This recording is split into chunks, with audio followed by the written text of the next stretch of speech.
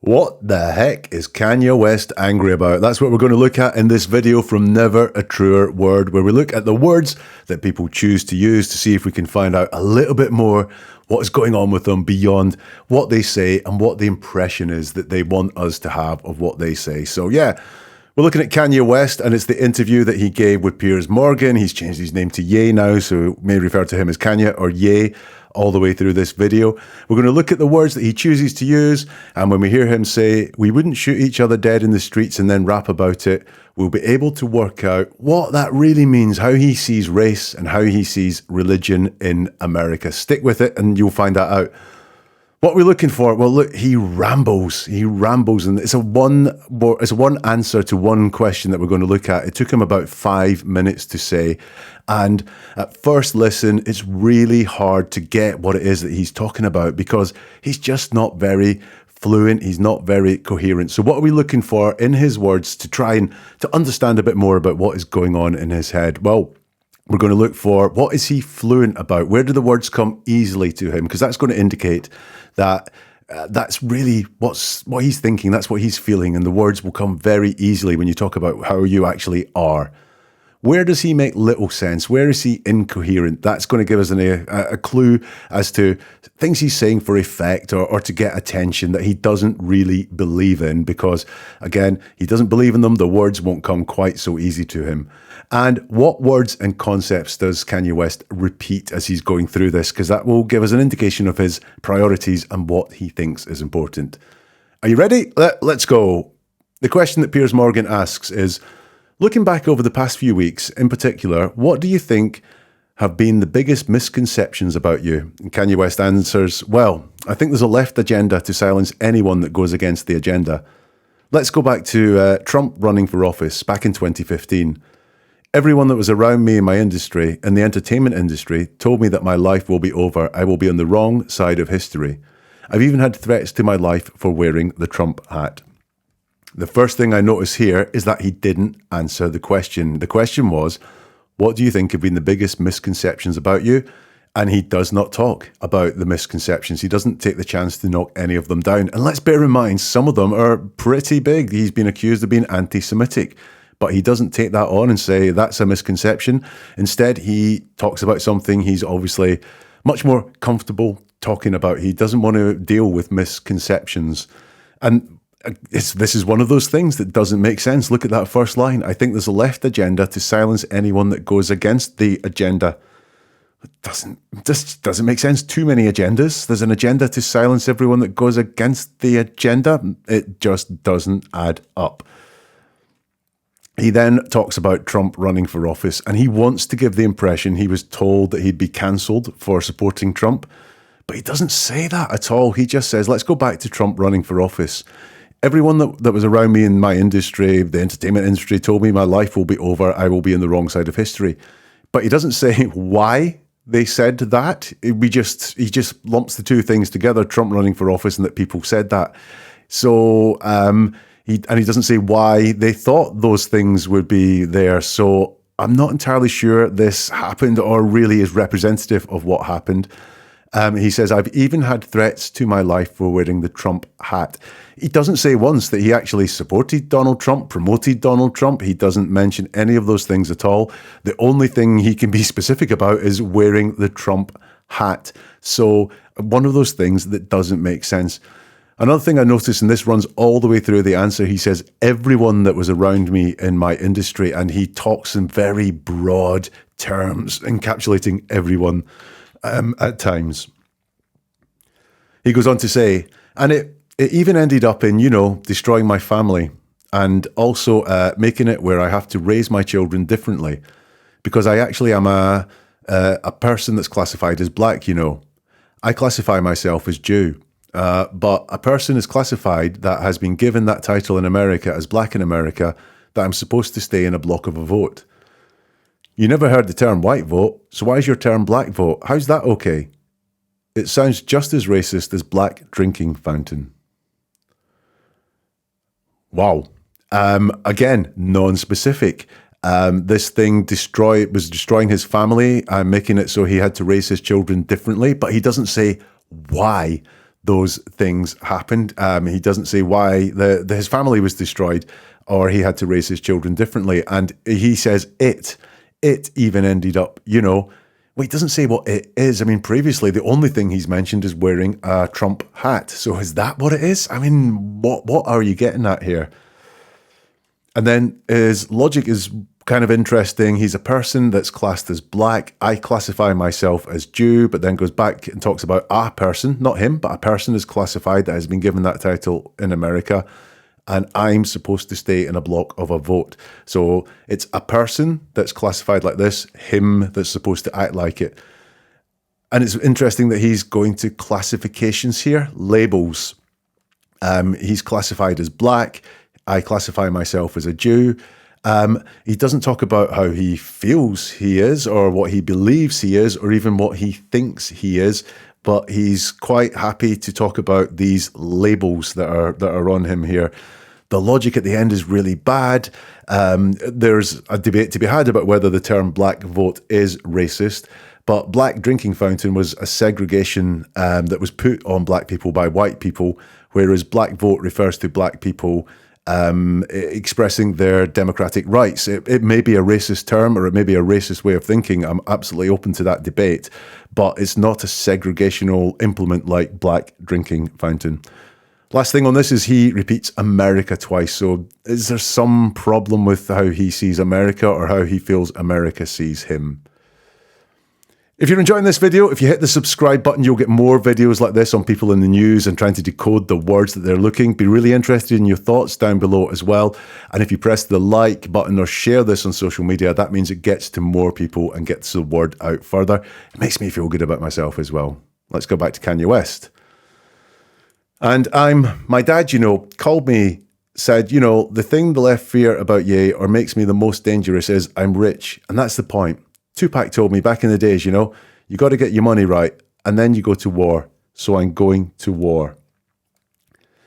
Money comes up here and it will come up quite a bit in the words that he uses in this answer. What I found interesting about this is that you could come away from this thinking that he is rich, that Kanye West is rich. And by you or my standards, he probably is rich. But he doesn't say he's rich. If you notice, he's repeating his dad telling them that he's rich. And then he tells a story about Tupac, and Tupac says, get your money right, go to war. He says, so I'm going to war. He doesn't say, my money's right, or I've got my money, so I'm going to war. He just says, so I'm going to war. So he doesn't say there that he's rich. It's only other people thinking that he is rich. He goes on, I don't have endless resources. I only have honestly, only maybe 120 million in my account. But what I'm not going to let happen is I'm not going to let my kids take over Yeezy someday and have a boardroom telling them what to do and talking behind their back. I'm not going to let that happen to my children. So I have to fight right now. This is a really interesting answer. Look at how he struggles to say he doesn't have endless resources. There's false starts. I don't have endless resources. And then the words before he says how much money's in his account, I only have maybe, honestly, only maybe. And then he says the amount. So again, money, really sensitive. He classifies it as a little amount, $120 million. And he talks about the money in his account. So that's qualified money. People's wealth is made up of many more things than the money you can readily put your hands on in your account. But yeah, money, very sensitive around money. And we've gone from the big themes, the left, Trump supporters, America, race, religion, and now we're talking about the boardroom, a very small number of people in the boardroom. And if you notice, this is much more, although the false starts and the qualifications, it is much more fluid than when he was talking about race and religion, for example, or the it's and because of that followed the Trump thing. This is very fluid, and you could come away from this thinking that his problem with the boardroom is people are telling him what to do and talking behind his back. I'll come back to that in a minute, but I do think this is where his issue is. It's around business, it's around money as well, because he seems to be very sensitive to that. He came into this saying he's going to war, and the last slide that we looked at, I finished with him going to war, and he says, I have to fight right now. So again, this is, I'm going to war, and then he talks about the boardroom and the amount of money he has. When he talks about the amount of money he has in the boardroom, he says, I'm going to fight right now. So this is where I think his issue is. People are, when they're being criticized for doing something, for taking a course of action that's controversial or maybe lots of people disagree with, they quite often say they're not doing it for themselves, they're doing it for other people. That's the concept he brings in right now, that he's doing this for his children. He won't let these things happen to his children. What's interesting is he doesn't actually say it's happening to him right now as well. That's maybe the impression that you get, but he doesn't use those words, so don't assume that is what he said. So why is he creating that distance? I'm in two minds about this. He could be creating that distance because it's not happening to him. He's just talking a lot of hot air. He doesn't have the actual words to say that this is happening to him right now. Or potentially he feels the fact that in the business sense at the moment, in the boardroom, that people are talking behind his back, they are telling him what to do, and he finds that humiliating and he finds that demeaning, so he can't quite come out and say that is what is happening to him. But I think the amount of money that he has, maybe the amount of money that he's lost, and what's going on in his business dealings right now, I think that is what is making him angry at the moment. He goes on to say, and the other powerful icons in black music, when they are at the top of their game, they didn't fight at that point. They were too afraid of losing whatever they had. So by the time they wanted to make a difference, by the time Bill Cosby wanted to buy NBC, he didn't have the Cosby Show at that time to be able to stand up when they wanted to literally throw him in jail. You know what? They actually did throw him in jail. And he's moved on to these big themes again about race and how people react to certain things. And we've got, again, it's just much more generic than that previous bit about the boardroom. He talks about powerful icons in black music, then talks about Bill Cosby, who is not a powerful icon in black music. He comes out with a conspiracy theory, really easily debunked. Bill Cosby wasn't just thrown in jail, he was tried and then sent to jail for sexual assault very recently. He wanted to buy NBC in the 1990s, so that is real. That's rot. But I'm starting to see a theme when he spoke about what people said to him for wearing a Trump hat. He would lose everything. He would be on the wrong side of history. And it's again here when he talks about people being too afraid of losing whatever they had. Loss is a theme that is coming through in these words from Kanye West. He says, so people have to understand just the bravery. There's so many people everywhere. I know everyone can relate to being afraid to say what you're going to feel because you feel like you're going to lose something. So whether you agree with me or not, I believe people are going to feel the fact that someone is brave enough to say something. And he's gone so broad again. Just follow the words on the screen. So people, very broad, have to understand the bravery. There's so many people, broad, everywhere, broad. I know everyone can relate to being afraid to say what you're going to feel, and then down the bottom. So whether you agree with me or not, I believe people, broad again, are going to feel the fact that someone very broad is going to say something very broad, very unspecific in what he means here. He's gone back out to talk about big things, but the words are too mush. It's too non-specific. I don't really think he has thought any of this through, or he has any real feelings around this. Again, we can see loss is in his thoughts here. Again, you're going to lose something. And look how difficult it is. Very much like when he was talking about money, he has a run-up to talking about it where there's needless words, a false start, and then he says it again. You're going to feel because you'll feel like you're going to, you're going to lose something. It's hard for him to say. He's sensitive, stressed about the thought of losing something. So loss very much in Kanye West's thoughts. Every day I do 5 things that people have been historically killed for. Every day. And it's just, I want to prove, first of all, I am Jew. Also, the 12 lost tribes of Hebrew. Do the math. Do your research on it. We have got our culture ripped from us and then told we were just simply void of colour, which is another definition for black. Again, he's saying I am Jew, but it's a classification. I am Jew. There's nothing about what he believes, how he feels, what he thinks about it. And he wants to prove that I am Jew. And what proof does he offer? None. Apparently, we have to do our research on it and we have to do the math. So he's got no words to back up this claim that he is making. I think he is saying this for effect to get something back, and he doesn't really believe it. This is really him at the wind-up. It's not convincing at all. Having said I am Jew, he then goes on to say, but if we knew we were a culture and we knew we were a people the way that Jewish people know, then we wouldn't abort ourselves. So having said I am Jew, he is now setting the Jewish people apart from him and talking about we, which is black people. So he's actually saying that he's not part of Jewish people. So having said it, then his next words belie that fact. So again, I think he is making, he doesn't believe that whatsoever. He's saying it for effect. He goes on to say, we wouldn't shoot each other dead in the streets and then rap about it. We wouldn't brag about it, having sex with each other's wives. We would keep our families together and we would do business together. The most dangerous place for a black person in America is actually in our mothers' stomachs, because 50% of black deaths a year in America is abortion currently. Okay, so having done all that setting apart and saying we about black people, he then, for someone who didn't like the term black vote earlier, he then has a very broad and strange view on what black people do. We wouldn't shoot each other dead in the streets and then rap about it. We wouldn't brag about having sex with each other's wives. I mean, that is certainly a controversial view of what black people do. Potentially not potentially, it's just a very, very wrong one. And very strange from someone who had problems with the term black vote to then be talking about black people in terms like this.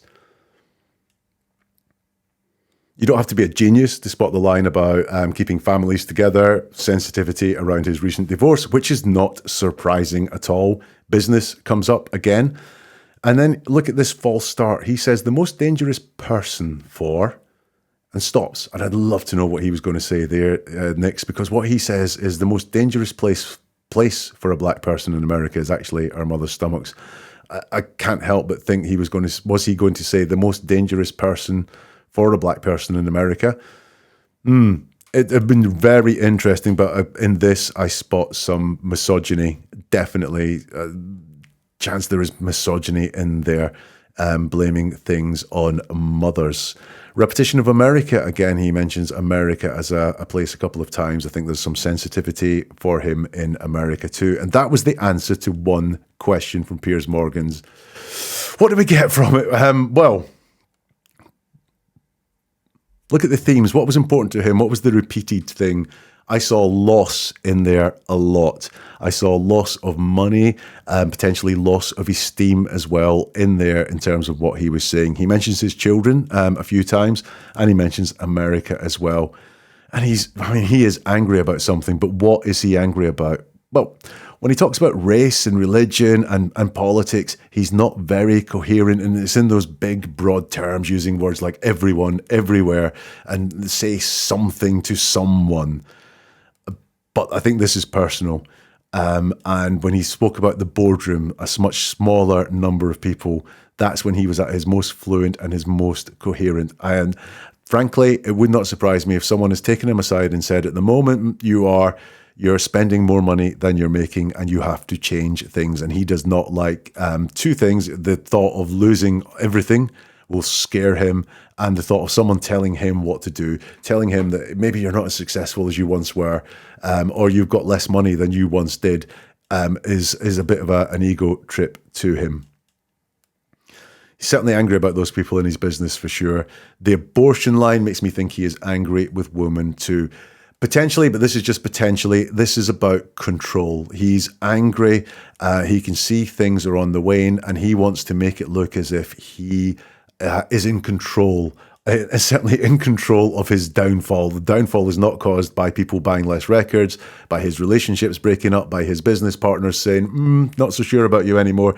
He wants the downfall to be on his own terms and not because of what people think about him.